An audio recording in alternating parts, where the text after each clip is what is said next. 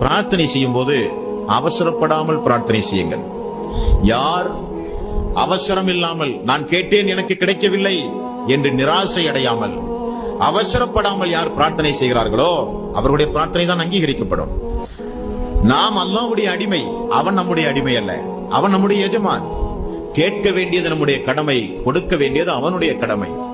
நான் கேட்டுவிட்டேன் எனக்கு கிடைக்கவில்லை, நிராசை அடையாதீர்கள். நான் கேட்டதெல்லாம் கிடைக்கவில்லை, அவசரப்படாதீர்கள்.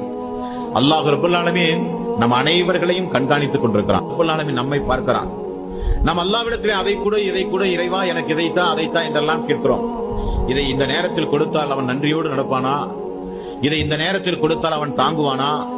இதை இந்த நேரத்தில் கொடுப்பதை காட்டிலும் இந்த நேரத்தில் கொடுப்பதுதானே அவனுக்கு சிறந்தது என்று சொல்லி ஒரு தாய் குழந்தையை வளர்ப்பதை போலத்தான் அல்லாஹ் நம்மை வளர்த்தி கொண்டிருக்கிறான். ஆகவே பிரார்த்தனை செய்யும் போது நாம் எத்தனை நாளா கேட்கிறோம், அல்லாஹ் தரமாட்டேங்கிறானே. நாம் பல நாளா இதை கேட்கிறோமே, அல்லாஹ்வுடைய காதிலே விழலையா? நம்ம இத்தனை நாள் கேட்கிறோம், இனி கேட்டு என்ன பயன்? நிறைய பேர் துவாவே செய்ய மாட்டாங்க. கேட்டா துவா செஞ்சு என்னங்க பயனு? கேட்டதெல்லாம் என்ன ரப்பு தரவா போறான்? தவறு. இஹ்லாஸான உள தூய்மையோடு அல்லாஹ்வை தவிர யாரும் நம்முடைய பாவங்களை மன்னிக்க முடியாது என்கிற எண்ணத்தோடு அல்லாஹ்விடத்திலே பிரார்த்தனை செய்யுங்கள்.